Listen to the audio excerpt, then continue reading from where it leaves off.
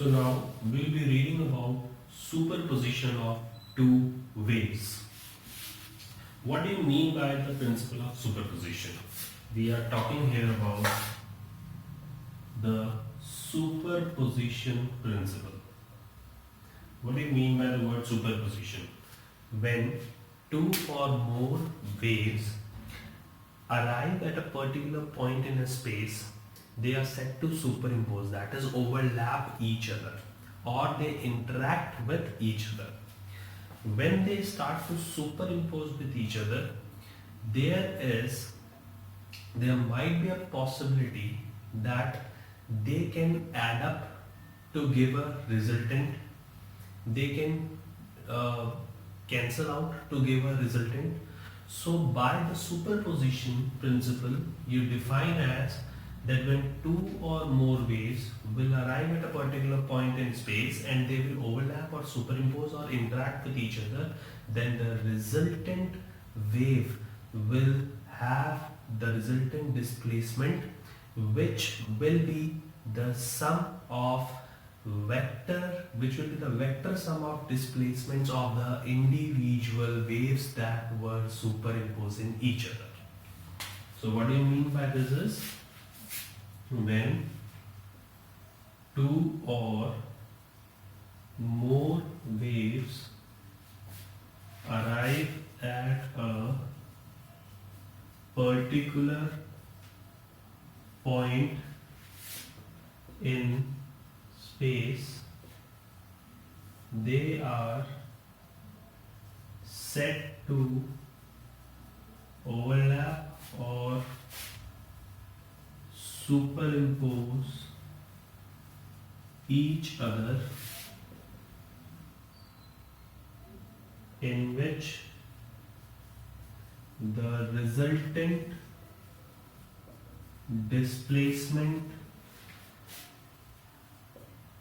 of the new resulting wave will be vector sum of displacements due to individual wave. मतलब क्या है, ये जो definition हुई, what is the basic meaning? Let us suppose you have a wave that is traveling like this in this direction, and it has an amplitude 1, right? Let us suppose it is 1 centimeter. You have another wave traveling in same direction, but that is having a magnitude, and they are both synchronized to each other, right? That is, they have the same phase difference. So now this will be the amplitude of the new wave, and let us suppose this is 2 centimeters. So when they both will add up, because they both are in same direction, they will add up. Since they are in adding up condition, so the resultant wave will have an amplitude of 3 centimeter. That is, the new wave will be formed like this. Okay, understood? Now suppose this is a wave 1, which is having an amplitude 1 centimeter, and this is a wave which is having an amplitude 0.5 centimeters, right? So the new wave, since this is having a greater magnitude and this is having a smaller magnitude, so the new wave will be formed at this position, this, and it will have the resultant amplitude of 0.5 centimeter. Reason, what is written? The resultant displacement of the new wave, resulting wave, will be vector sum of displacements due to individual wave. Displacement means we are taking here as amplitude. So that means when I am adding these amplitudes, vector sum means 1 plus 2 becomes 3, and this becomes 1, and this is in opposite direction, so it becomes 1 minus 0.5. So here the resultant amplitude is 0.5 centimeter, and here the resultant amplitude is 1 plus 2, that is 3 centimeter. Let us suppose if the wave is having 2 centimeter amplitude in this direction and this is 1 centimeter amplitude in this direction. Okay, let us suppose 0.5 centimeter. So now the resultant wave will be in this direction. Reason, because the wave amplitude will lie towards the greater part, that is, now the resultant wave will be 0.5 minus 2, that is minus of 1.5 centimeter. So this is negative of 1.5 centimeter, that is downward. Let me show you some phenomenon so here you can also understand it by seeing the simulation process. I hope you understand the superposition principle. So here I am showing you the superposition simulation that can be understood by viewing it. Now let us suppose we have a wave here, and the amplitude of a wave we can take it as, let us suppose, 2. So this is one square box and this is the other square box. So the amplitude of the wave is 2, right? So now if we have this wave moving, it could be somewhat like, we can say that it is moving rapidly in the two directions, right? First one positive x-axis and the other one is negative x-axis. Let us suppose we are introducing a second wave which will now be interacting, that is becoming some collisions would be there between the first and the second wave. Let us suppose the second wave is now introduced. So now the second wave is introduced, which has an amplitude of, let us suppose, 3, right? 1, 2, and this is the third box, so it will have a third amplitude. This was the first wave, that is first, and this is second, so 2 amplitude, and the second wave has the amplitude of 3. Now if we now have the simulation kept going on, we can say that if you can see it very clearly here, when they both are actually superimposing, their maximum positions would be at the point where they both will have the maximum coinciding with each other. This is the condition, you see to it. This has the amplitude 2, this has the amplitude 3, and they both are moving in the same direction. So the net amplitude will be A plus B, that is 2 plus 3 becomes 5. So 1, 2, 3, 4, and this is 5, right? And when they'll move in opposite directions, the amplitude will be kept on decreasing. You can see to that part also. When they are moving in opposite directions, see the amplitude is decreasing, and when they are at the same phase, their amplitude becomes maximum. And this is the point where both the minimums will collide, and it will be the minimum amplitude, because 3 minus 1 minimum can be 3 minus 2 can be 1 will be the minimum amplitude, and this is the both are separated from superimposing, correct? So if we can see to it again, you can have a view that when they superimpose, they form the maximum, and when they are in opposite direction, they form the minimum. Okay, this can be understood very clearly.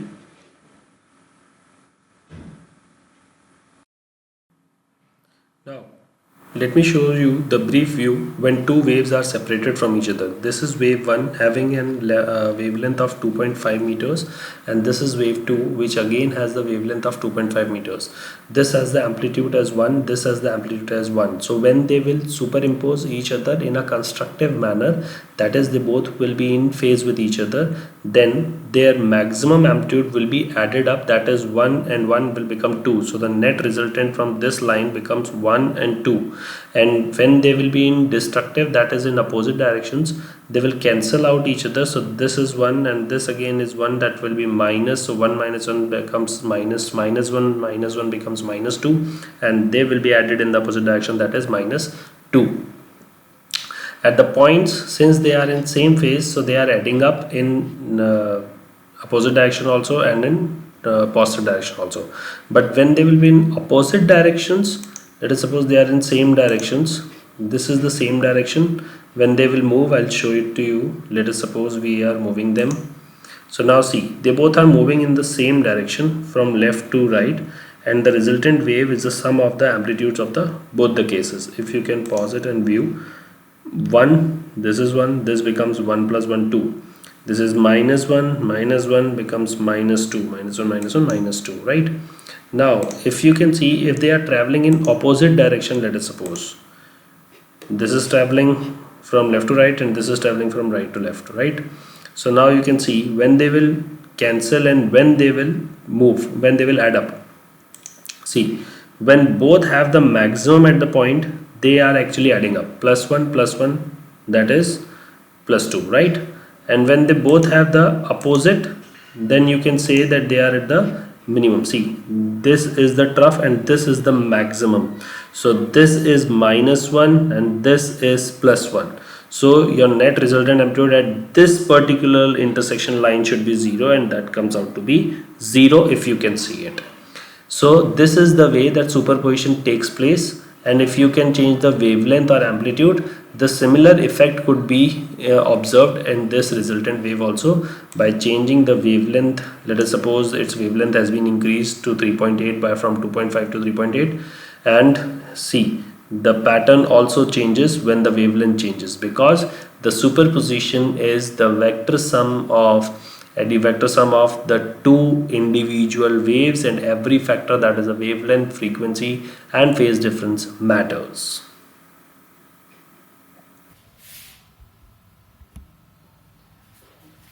So now we will be understanding it by an analytical treatment of the superposition of waves, and we will derive some basic conditions which will be used by this superposition principle to determine the phenomenon of interference. So we shall continue with the analytical treatment of the waves.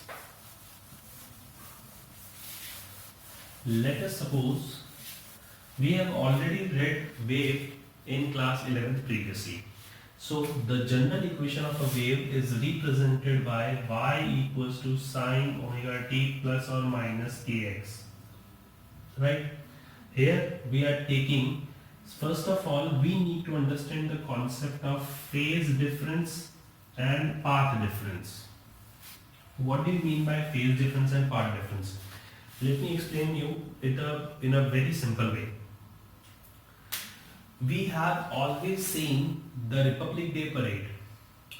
In that, when soldiers march, there are 4 to 5 lines which consist at least each particular row consists of 10 soldiers.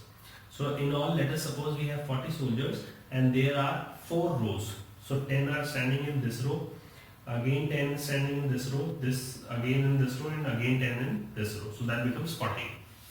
Now, if this is row 1, this is row 2, row 3, row 4, and you are standing 10 soldiers here, so there will always be a constant distance maintained between these soldiers. Let us suppose this is L. So here also this will be L, and here also this constant distance will be L. So now the constant distance that is maintained between the two or more sources of light is called as path difference. That has to be maintained constantly, right? Now, what is phase difference? When the soldiers will march, so if row 1, first soldier is having his left leg up the ground, lifted above the ground, so all the soldiers should have that left leg lifted above the ground only, beyond that soldier.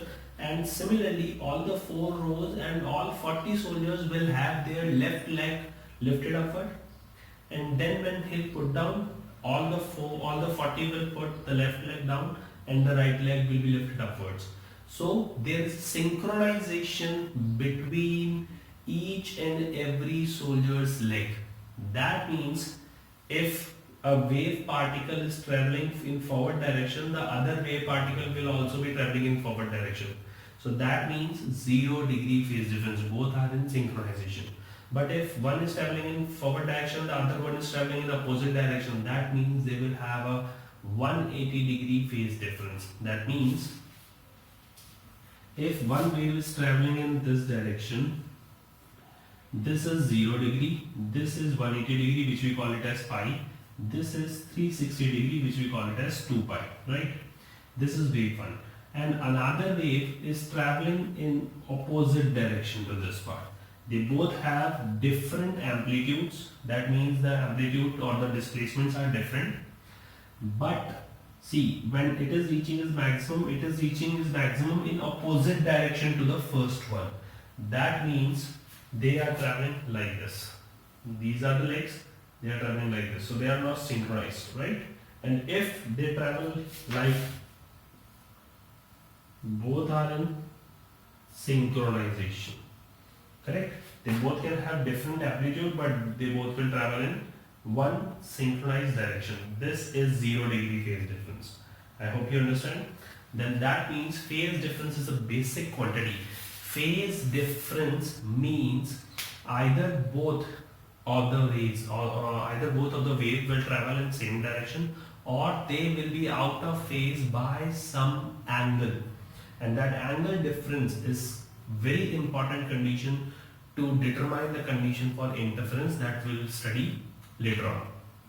So how to determine phase difference? Phase difference can also be calculated with the help of path difference, and phase difference can also be calculated or can also be varied if your light waves travel in different mediums of different refractive indices of the same length. Then also the phase difference can be calculated, and that can be varied with the help of variation in refractive index of the medium. How?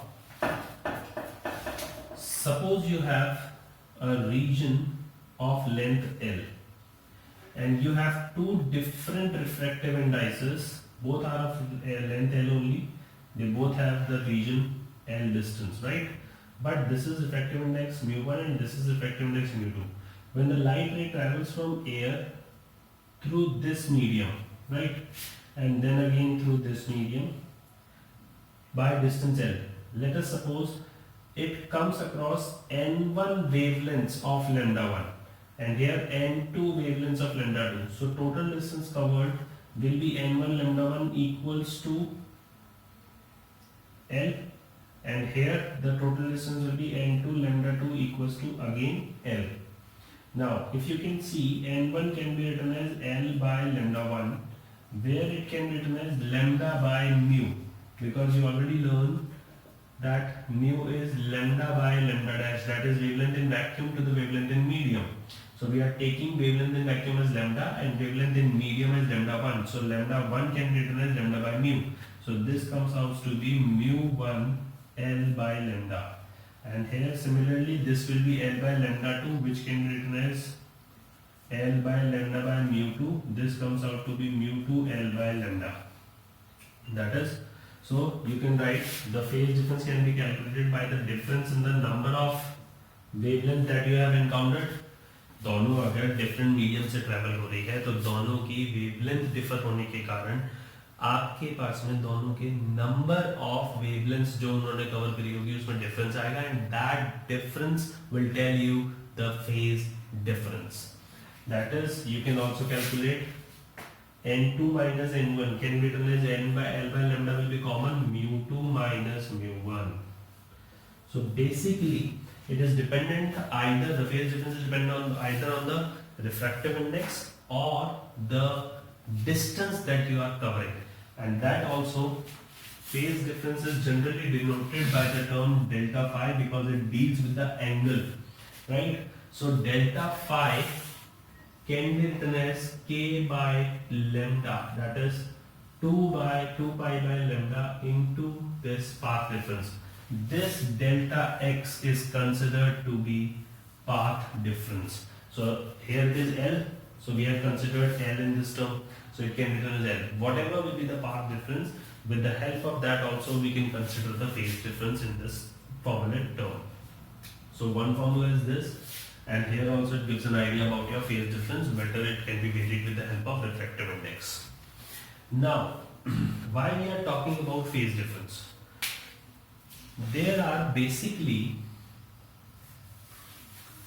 when we were talking about superposition of waves, then that means two waves will interact, and the equation of wave always consists of a term called kx, which is actually a phase difference. How? We are dealing this as phi. Reason? K is a propagation constant which can be written as 2 pi by lambda into x, and if there is a change in path difference, there will be a change in phase difference. So now we can write the basic equation as plus minus phi. Okay, so from now we will consider the equation of wave as y is equals to a naught sine omega t plus minus phi. What happens is, when light travels in the form of wave, it has electric field vectors which helps to either add up or cancel due to the principle of superposition when two or more light waves interact with each other. These electric field vectors might have some angle difference, that is phase difference between them, due to which we are encountering into phase difference condition through this equation. Now that can be explained with the help of, let us consider two waves y1 and y2 having amplitudes A and B respectively, and has a phase difference of phi leading in y2. Means you have y1 as a sine omega t. This is your basic equation of first wave, and your y2 is b sine omega t, and it is leading by a phase that is angle of phi by the principle of superposition. What does the principle of superposition say? That the resultant wave amplitude or displacement can be calculated by the vector sum of amplitudes or displacements on the equation of their individual waves. That means if y can be written as y1 plus y2, that equation accounts for y is equals to a sine omega t plus b sine omega t plus phi. Now y equals to, it can be written as a sine omega t plus b, and this can be written as sine omega t cos phi plus cos omega t sine phi by the formula of y is equals to a plus b, that is sine a plus b. Sine a plus b is sine a cos b plus cos a sine b. Sine a plus b, sine a cos b plus cos a sine b. Understood? Now we can write it as y is equals to a sine omega t can be taken common from these two parts. If it is common, here we are left with a, and here we are left with b cos phi. And again the basic term b cos omega t sine phi is left. Now let a plus b cos phi is the resultant wave, that is r cos theta, and this b sine phi is your r sine theta. So this is your equation number, I can say 3, this is your equation number 4, and this is your equation number 5. Correct? So now I will be writing it here, and you can see if I put r cos theta here, so the equation becomes y is equals to sine omega t into r cos theta plus b sine phi becomes r sine theta. So this is r sine theta into cos omega t. Cos omega t. Correct? This can be written. Now, if you can see, r can be taken as common, and this is sine omega t cos theta plus Sine theta cos omega t. Okay. So again you are left with y is equals to r. This can be written as sine a cos b plus cos a sine b. So the term becomes sine a plus b omega t plus theta. This is the equation of your resultant wave. That is the wave formed by the superposition or interaction or overlapping of these two waves. So the resultant equation is y is equals to r sine omega t plus theta. That is the resultant phase difference will be theta. The resultant amplitude will be r. Since they both have different amplitudes a and b, if they are in same phase, the r will become a plus b. If they are in opposite phase, the r will become a minus b. If they are somewhere not properly in opposite phase but not properly exactly in same phase also, so whatever the basic difference of the angle will lie, we will calculate, and with the help of that r and theta will also be calculated. How? Suppose you have 4 and 5 equation being squared and then you are adding them. I squared up equation number 4 and 5 and then I added them. What will happen? See, it will be a square plus b square cos square 5 plus 2ab cos 5, which can be written as r square cos square theta, correct? If I square this term. And again if I square this term, this can be b square sin square 5 is equals to r square sin square theta. And when I add up, it becomes r square. When I add up, it becomes b square, and here a square plus this will become b square because cos square 5 plus sin square 5 will become 1. And this will be plus 2ab cos 5, which can be written as r square because cos square theta plus sin square theta also becomes 1. So your resultant amplitude will be root over a square plus b square plus 2ab cos 5. This is the resultant amplitude of your resultant wave. So you can see that the resultant amplitude is basically the not proper amplitude of 1, not proper amplitude of b, but it is the resultant, that is the vector resultant of these two vector individual displacements. Now if you want to find out, let us suppose this theta, a resultant phase difference. So how can you find out? You can divide 5 by 4.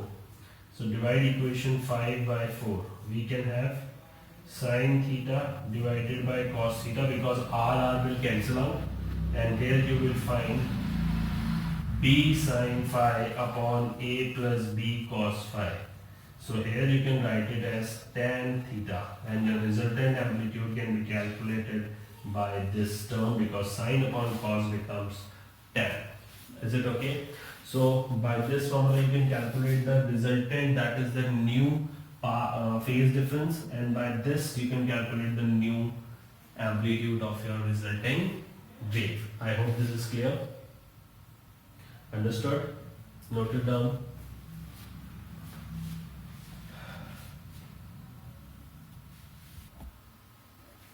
Now we'll talk about the intensity of the resulting wave due to superposition. How does the intensity of the resulting wave due to superposition of two waves gets affected? So now we have three waves. One was y1, that was a sin omega t. The other one is y2, that is b sin omega t plus phi, and the resultant, that is y, which is r sin omega t plus theta. Correct? Now, intensity is always square of amplitude. That is, the brightness or the darkness of the resultant wave will be decided by the square of the amplitude of the resultant wave. That is, when two waves will interact, whether it will produce a dark region or they will produce a somewhat less dark region, somewhat minimum bright or maximum bright region. This will be the intensity, and the intensity of that particular region will be decided by the resultant light falling on that region, and that can be calculated by If you are talking about only one wave, then the intensity of first becomes, let us suppose it has a constant, proportionality constant as k, and the amplitude is a, that means a square. I2 will have kb square, and I resultant will be kr square. This is the resultant r. So now, when we were having the formula of r square as a square plus b square plus 2ab cos phi due to the resultant vector sum of the two superimposing waves. So now k can be multiplied both the sides, so that is ka square plus kb square plus 2kab cos phi. So kr square is equals to ka square plus kb square plus this k can be splitted with both the terms root ka into root kb cos phi, because root k becomes k only. Now if you can see, kr square is I, ka square is I1 plus kb square is I2 plus 2 root ka, this will be root over I1, root kb will be root over I2, and root kr will be root I, right? So root k is root I1 and root kb is under root I2 cos phi. So the equation becomes I is equals to I1 plus I2 plus twice of root I1 I2 cos phi. Now this is the basic equation, basic intensity formula that will give us an idea, that will give us an approximate, perfect value, not approximate, but the perfect value of intensity where at a particular region where you know the path difference. If you know the path difference or phase difference of that particular region, you will be able to calculate the intensity at that point and will be able to judge whether the point at that particular region will have a brighter part of the region or will have a darker part of the region, or somewhat bright or somewhat dark. Okay. Now how that is related?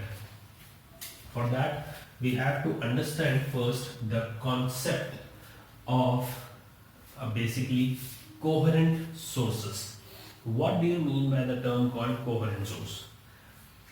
See,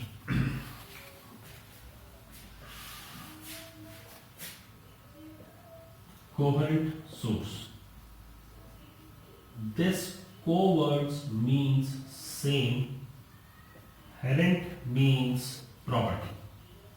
And what kind of property you are talking about? The properties you are dealing with is frequency and wavelength. So if two or more sources that you are talking about here in superposition principle are having same frequency, same color, same wavelength, and they are vibrating in same or constant phase difference, then that two sources will be coherent sources. See, what is the basic difference between sound and light wave is the sources of sound is a bulk property of matter, while light is not a bulk property of matter, it is the property of individual atoms. That is, each individual atom of a light source actually remains confined within a time limit of nanoseconds, that is 10 to the minus 9 seconds. So if you employ two sources of same color also, same frequency also, but they are two independent different sources, right? Two different bulbs. Different means they are their entity, there are two bulbs in total, right? So they both are of the same color but of same frequency also, but then also they might have a variable phase difference because each individual atom of each bulb will vary with time and cannot maintain a constant phase difference due to the individual property and randomness property of independence property of light. That is, each atom has a random effect of light, right? I'm talking about the light atom. So the two sound sources, the two different sound, basically you can say separate sound sources can act as coherent sources, but two separate light sources of same frequency, same wavelength cannot act as coherent sources. That is, two independent light sources cannot act as coherent sources. But the light source of one single monochromatic source, that is one single color, can be splitted and two beams can be obtained from that one particular source.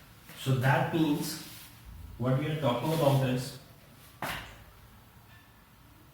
two independent sources of light cannot be coherent, but if two sources are obtained by a single source of light,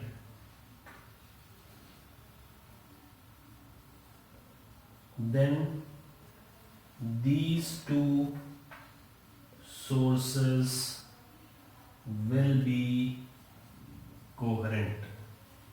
So obtaining of two sources from one single source can be done in two methods. One is division of amplitude and the other one is division of wavefront. In case of division of amplitude, we always deal with the concepts like Newton's rings, right? And in case of division of wavefront, we talk about, you can say, Young-Summers experiment, Fresnel biprism method, and Lloyd's mirror experiment. We have to deal with all these situations here in the coming next lectures.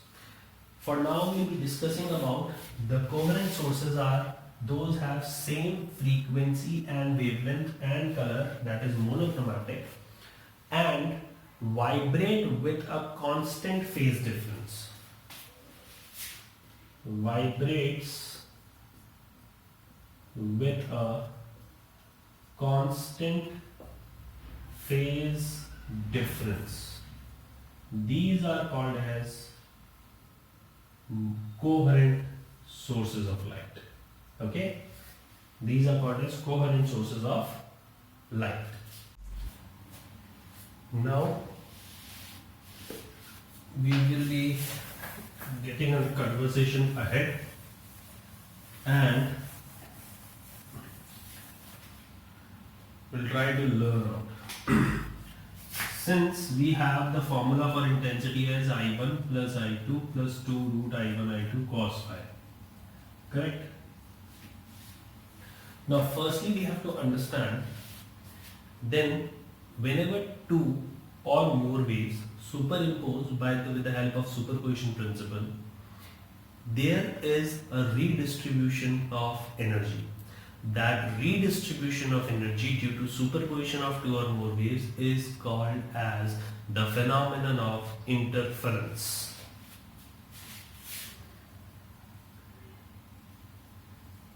The redistribution of energy due to superposition of two or more waves from coherent sources. This is needed. Coherent source is important. From two or more waves, after superposition of two or more waves from coherent sources, this is called as interference. And there is a point to be noted. In interference, the energy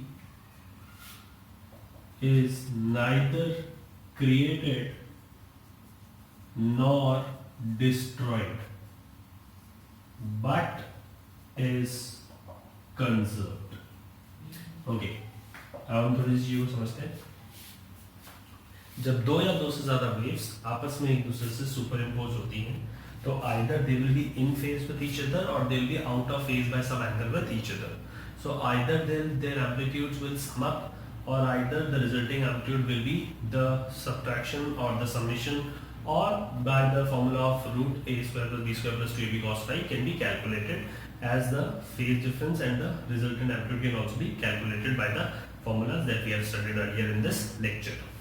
Now, let us suppose the intensities of both the sources, both the waves.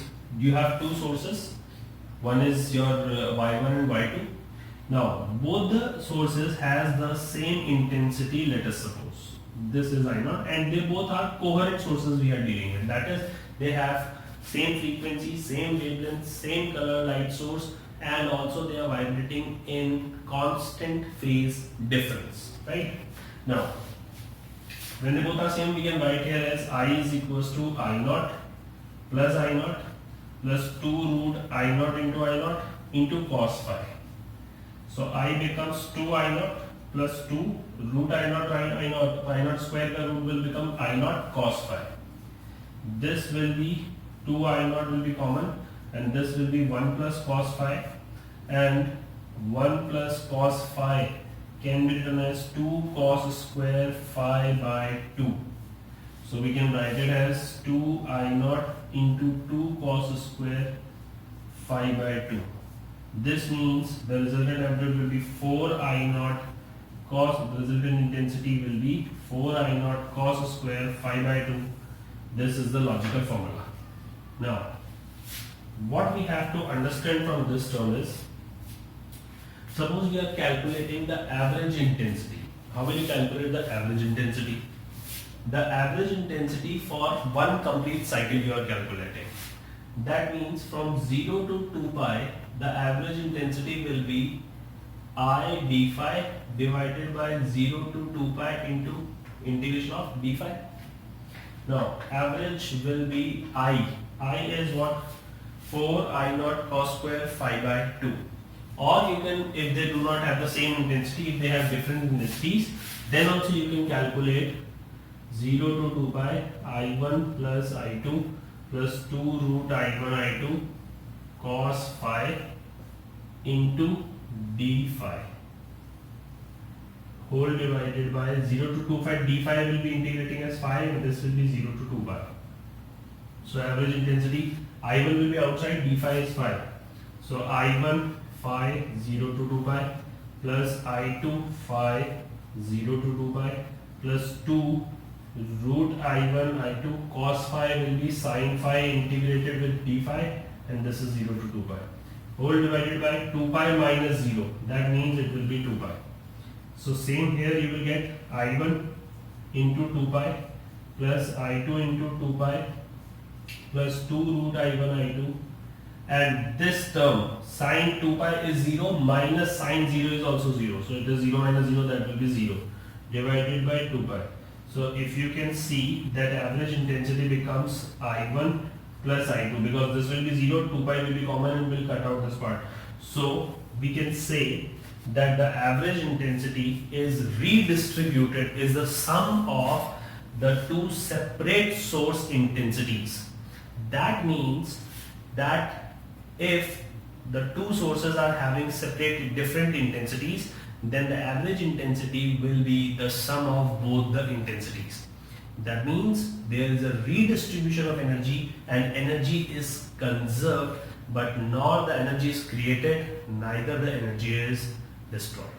Understood? So in this way you can prove that the energy is conserved in interference, but it is neither created nor destroyed. This is the proof. Correct? Now, what if the sources are incoherent and they are not coherent?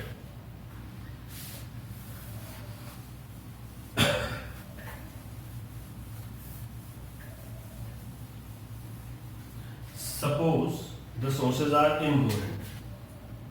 If the sources are incoherent, then no sustained, or you can say no interference takes place and the resultant or average intensity will be I1 plus I2. What I am saying is, if the sources are coherent, then they will have a constant phase difference that you can give the formula by phi and you can calculate by this formula the resultant intensity, but or the average intensity also. But if the sources are incoherent, then at every point, whether it is average or anything, no interference would be obtained, that is, no redistribution of energy takes place, and only the average intensity at each point will be the sum of two separate intensities. Suppose here we have a question: if two incoherent sources of intensities I0 and 4I0 are present, are emitting light, would there be any interference? Explain. And what will be the resultant intensity? So your I1 is I0 and your I2 is 4I0. Okay, so no interference is obtained because the average value of cos phi over complete cycle is 0. So that means from the formula, if you can say, intensity is I1 plus I2 plus 2 root I1 I2 cos phi, and average value of cos phi for a complete cycle is always 0. So that becomes that your resultant intensity will always be 0. You don't need to write the value of cos phi over complete cycle is 0. So this will be I is equals to, this will become 0. So this term is cancelled out. Only remains is I1 plus I2, and the formula is I0 plus 4I0. So intensity becomes 5I0. But there would be no interference, that is, no redistribution of energy would take place. While with coherent sources, the interference also takes place, right?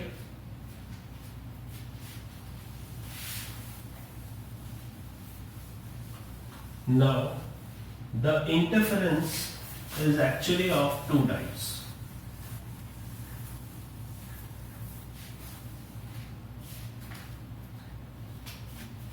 First one is constructive and the other one is destructive. What do you mean by constructive and destructive? We were talking about the superposition, that when two or more waves superimpose, they create a region of either complete brightness or either complete darkness. So the regions of complete brightness are known as constructive interference. That is, you can say, bright region, right? And this is the region of complete darkness, that is dark region. So this is dark destructive interference. Now, the dark region means the intensity should be 0. That means for the dark region, you must have a phase difference that would lead the value of cos phi to be very, very minimum. And the minimum value of cos phi is -1, which stands when phi is integral, is an odd multiple of pi by 2 where it can be like this, right? So n can be 0 also if you can want it, but actually what happens is, in case of we'll discuss it later. Now, constructive interference, that is bright, that is cos phi should have maximum value, and for maximum value it is 1. So phi is even, or you can say integral multiple of your pi, right? So this will be your integral multiple of pi, that is even multiple of pi. So that is 2n pi, and n can be 0, 1, 2, 3 because cos 0 is 1. While minimum value destructive interference stands -1 when you have it as 2n plus 1 pi, right? And here also you can write it as 2n minus 1 pi when you are dealing with n equals to 1. Okay? Because when you put n equals to 0, then it would be minus pi, right? But if you take 2n plus 1, then n equals to 0 will be valid. Now, what happens is, you can say that path difference, that is, you are talking about lambda, that is the delta x, right? So path difference in case of destructive interference and in case of constructive interference. In case of constructive interference, your path difference is n lambda, and in case of destructive interference it is 2n plus 1 lambda by 2. Why is it so and how is it so? If you can remember, we have the term delta phi equals to 2 pi by lambda into delta x. So if delta phi you are writing as, let us go take it as 1. So 2n plus 1 pi is equals to 2 pi by lambda into delta x will be, so now pi by cancels out and delta x becomes 2n plus 1 lambda by 2. And here if you are talking about, so delta phi becomes again the same formula for delta phi, and this can be written as 2n pi even multiple, which can be 2 pi by lambda into delta x, and 2 pi cancels out, so delta x becomes n lambda. Correct? Now, so we have understood the phase difference in constructive and the path difference in constructive and the phase difference in destructive and path difference in constructive destructive interferences. So path difference and phase difference in constructive and destructive interference are these. Correct? Now see about intensities. The formula was I1 plus I2 plus 2 root I1 I2 cos phi. And if you are talking about constructive, then the region of brightness will be, that is the maximum value of cos phi, that is 1. So that becomes I max equals to I1 plus I2 plus 2 root I1 I2, which can in turn be written as root I1 plus root I2 ka whole square. Okay. Now here if you are talking about, then I minimum will have cos phi as -1. So I1 plus I2 plus 2 root I1 I2, and cos phi will have -1, so this will be minus. Right? Here you will put -1 for minimum. That is dark. And this becomes root I1 minus root I2 whole square. So if you can see, the maximum intensity and minimum intensity will be given by the ratio root I1 plus root I2 divided by root I1 minus root I2 ka whole square. This is the ratio of maximum to minimum intensities in case of constructive and destructive interferences. Now,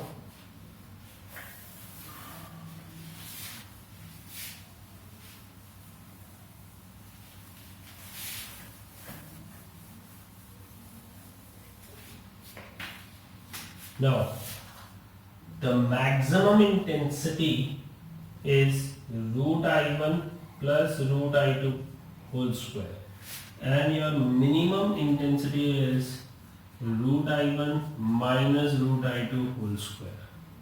So if you can remember, maximum intensity is of K R max square, and this is Ka plus root Ka plus root Kb the whole square, right? So if we can say, we can take root K as common, which in turn will be square, so will come out as K. So it is A plus B ka whole square, and this is K R max square. Correct? Because intensity is square of amplitude.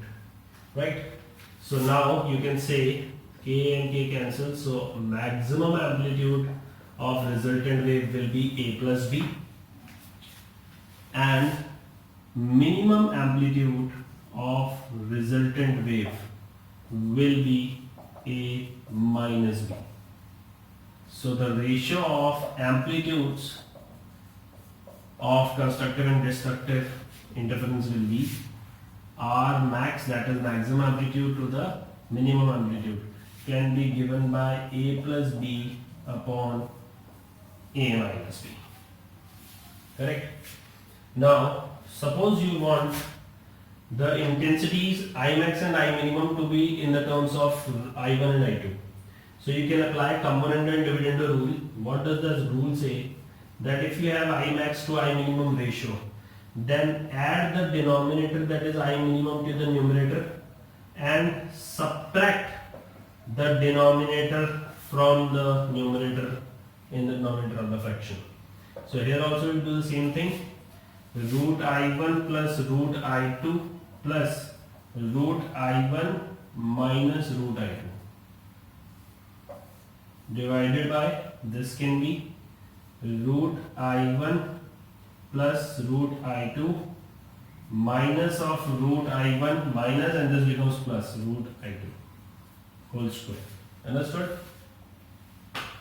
So now what we can do is, we can have this cancel, and this becomes 2 root I1 divided by, this becomes 2 root I2 whole square, which will in turn be I1 by I2.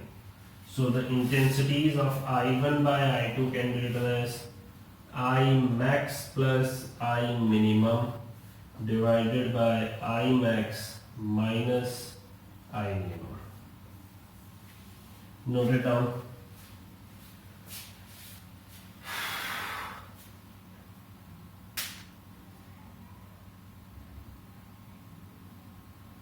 Written.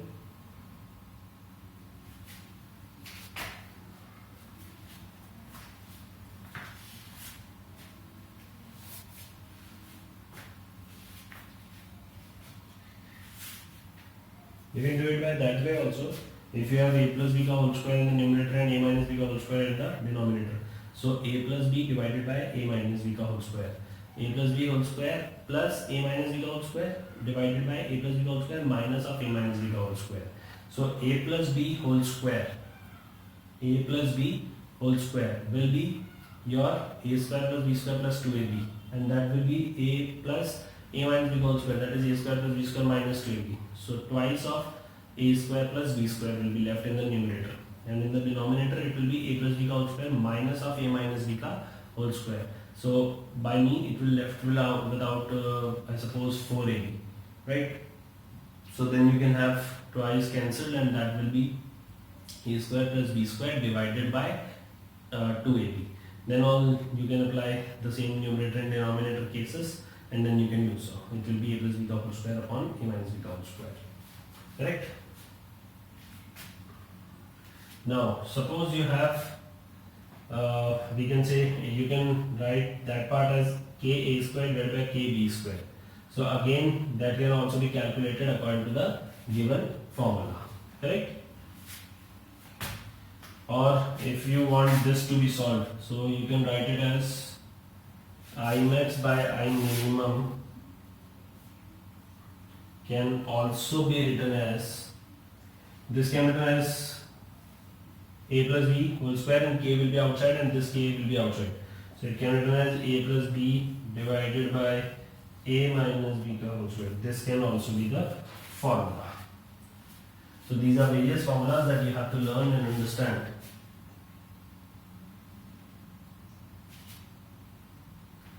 Note it down.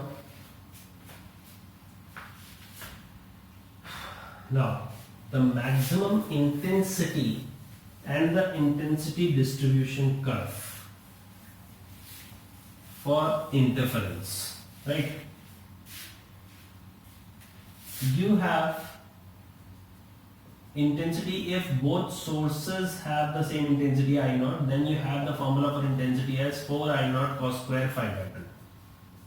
And if it is constructive, that is bright interference, constructive interference, then you can say that your phi is, because it will be giving you maximum value, so we can consider, let us suppose, as 0, or you can have it as integral multiples for in case of delta x, right, of lambda, and you can write even multiple of pi also. Okay? So this becomes, let us suppose we have 0 degree. 0 degree means cos 0 will be 1, that is maximum, so your intensity will be 4 I naught. So maximum intensity you will get, right? Now if they both have same intensity and they both have 0 path difference, that means these are the two sources and this is the screen. So they both at the center will have same distance traveled, and due to same distance their delta x will be 0, and at the center there will be a bright spot, that is bright fringe. So maximum intensity will be reached at this point. This is the center, right? Now suppose they meet at this point. Let us suppose, I should draw it separately. Let us suppose these are the two sources and they meet at their light waves at this point P. Now if L1 and L2, and I am saying that L2 is greater than L1, so this will be either bright or dark. If this is bright, let us suppose this is your difference, path difference, delta x. If this is bright, then bright means your delta x should be integral multiple of at least one wavelength. So let us suppose we have it as 1 lambda, 1 lambda, 2 lambda, 3 lambda, because in constructive interference or in the case of bright fringe, we have the condition that the path difference should be integral multiple of your wavelength. Then that is the case that n lambda can be written, that is n number of fringes from both the sources will make a difference. Now this can be written. So again, if this condition is satisfied, there is a bright spot at this point. That is when n equals to 1, at path difference equals to 1, that is 1 lambda, you will have a bright spot. So this will be formed on both the sides, right? This can be formed here also.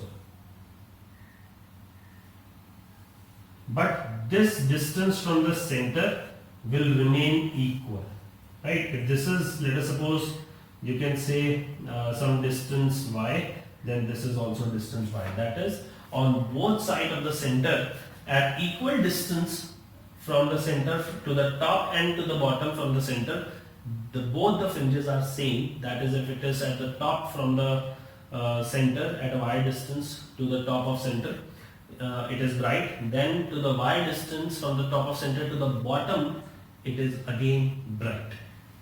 Now this is the condition for a bright case. So let us suppose if one bright, the intensity would be same in all the cases, as the intensities is maximum, is the redistribution of energy, and it is the by superposition principle that it can be highestly the sum of the two intensities, right?